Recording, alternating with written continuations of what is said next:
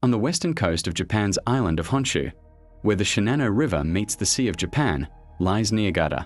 It is a city of water, wide skies, and open spaces, very different from the Japan many people imagine, with the crowded streets of Tokyo. Rivers run through the city, bridges connect its banks, and beyond the last rows of houses stretch vast green fields. Niigata sits in the heart of one of Japan's major rice-growing regions, something the people here are genuinely proud of. Niigata is also known across Japan for its food. The surrounding fields produce some of the country's most celebrated rice, while the Sea of Japan brings fresh seafood to the city's markets and restaurants. Niigata has never tried to compete with Tokyo or Osaka. It has a character of its own. Quieter, more spacious. The sea is close, mountains can be seen in the distance, and somehow the life of a large city exists side by side with fields, gardens, and small peaceful neighborhoods. In summer, everything turns green. People walk along the river, ride bicycles, and spend time by the water. In the evening, the bridges, shop windows, and thousands of apartment windows light up, their reflections shimmering across the Shinano River. Today, more than 700,000 people live here. In the morning, they hurry to work, take their children to school, meet friends, shop for groceries, have dinner, and return home. The ordinary life of an ordinary city. But the Niigata we see today is not quite the same city it was more than 60 years ago. In the early 1960s, Niigata was growing quickly. New neighborhoods were appearing, industry was expanding, and modern concrete buildings were changing the skyline. It was a city looking confidently toward the future. Tuesday, June 16, 1964, began like any other day. By lunchtime, the city was busy. And at 1:01 p.m., the ground moved. What you are watching now is real footage, filmed in Niigata on June 16, 1964. At the city's airport, the earthquake had already begun to change the ground itself. Water and sand were forced upward through the soil, spreading across the surface and undermining the pavement. In places, the ground was no longer behaving like solid ground at all.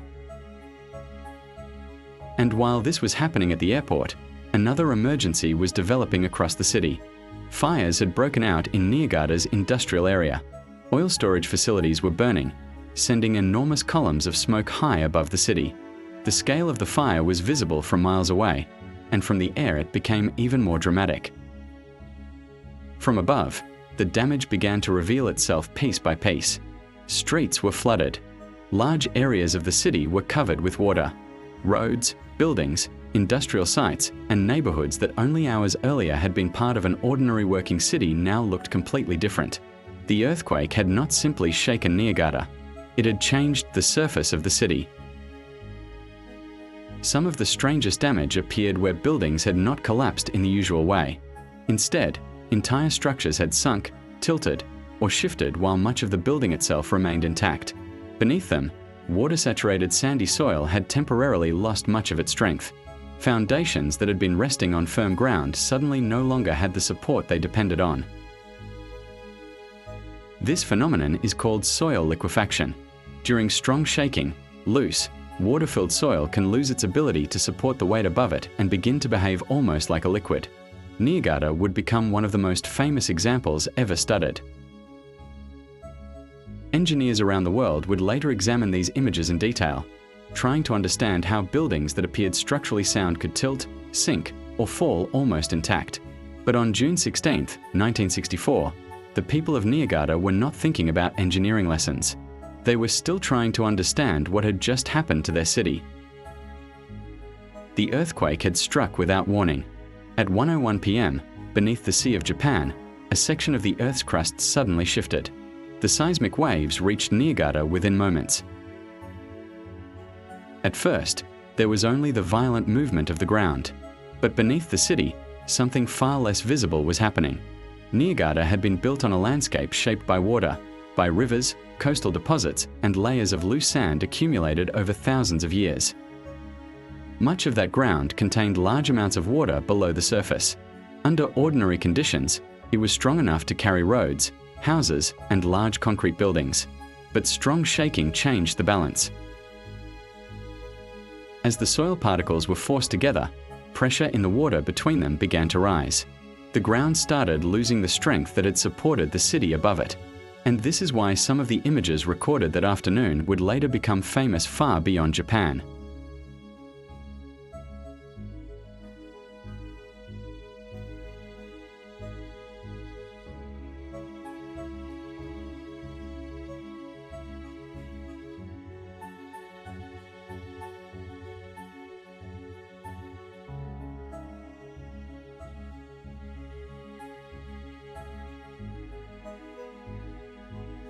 At Niigata Airport, the damage was impossible to miss.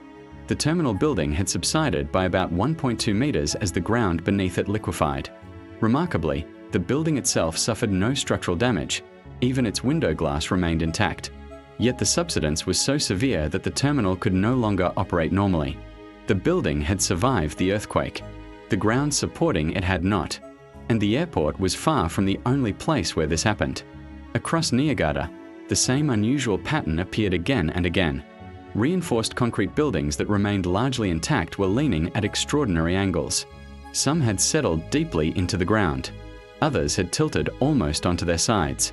Among the most famous examples were the apartment buildings at Kawagishi-cho. The buildings suffered severe foundation failures as the saturated sandy soil beneath them liquefied.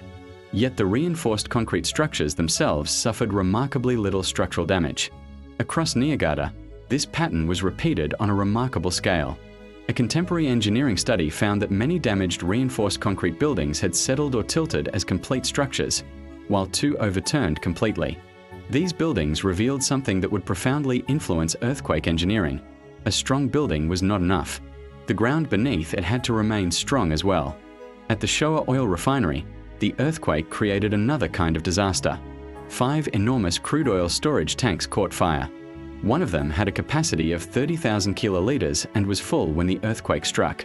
Investigators later concluded that the violent shaking caused the oil inside the tanks to surge back and forth. The floating roof of one tank struck its metal wall, producing sparks that ignited the oil. Oil escaped from damaged facilities and spread across the refinery. Later, floodwater carried burning oil beyond the original fire area, allowing the flames to spread even farther. The fire could not be stopped quickly. It would continue for nearly 2 weeks, until the beginning of July. The fire was only one part of what Niigata was facing that afternoon. Water was moving into the city as well. The earthquake had generated a tsunami, and waves entered the mouth of the Shinano River and pushed into low-lying districts. Niigata was especially vulnerable. Parts of the city had already sunk below sea level after years of land subsidence. Once riverbanks and flood defenses were damaged, the water had nowhere to go.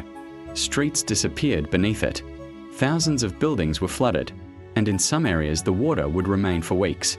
At the same time, the city's transport network was breaking apart.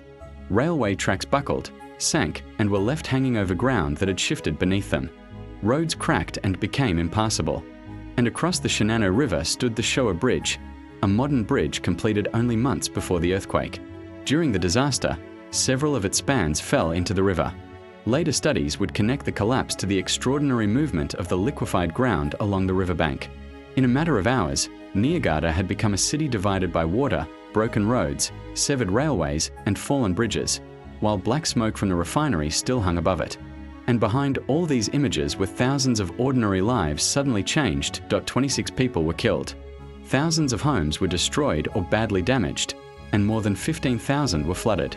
Yet for a disaster of this scale, the loss of life was remarkably limited. Niigata was devastated, but the city had survived. As floodwaters spread through Niigata, residents began evacuating the affected areas. At the local meteorological observatory, staff climbed onto the observation tower as the grounds below disappeared beneath the water. In the hours after the earthquake, people emerged into a city where even familiar routes had become uncertain. Floodwater covered streets and open ground, while damaged transport links made moving through Niigata increasingly difficult. At the Matsuhama Bridge across the Agano River, the destruction created a particularly dangerous situation. Both the old bridge and the new bridge being built beside it were badly damaged. On the broken structure, people were trapped inside a taxi. A small boat was brought alongside the bridge to help them escape. Across Niigata, the emergency response was being organized. Police, firefighters, local authorities, and Japan's self-defense forces were mobilized to deal with the aftermath. Their work included evacuation and rescue operations, medical assistance, and the movement of people and essential supplies through a city whose transport network had been badly disrupted. These photographs capture something beyond the destruction itself, people beginning to respond while much of the city around them was still flooded, damaged, and difficult to navigate.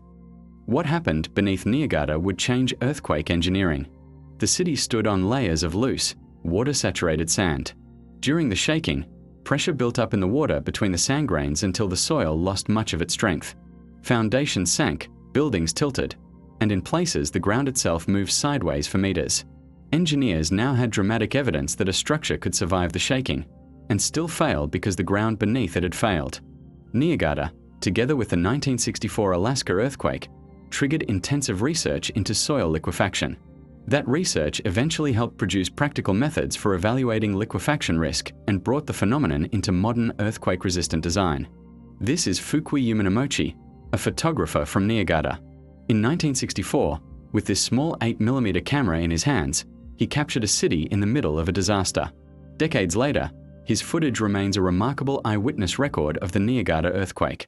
Niigata did not remain a city defined by disaster.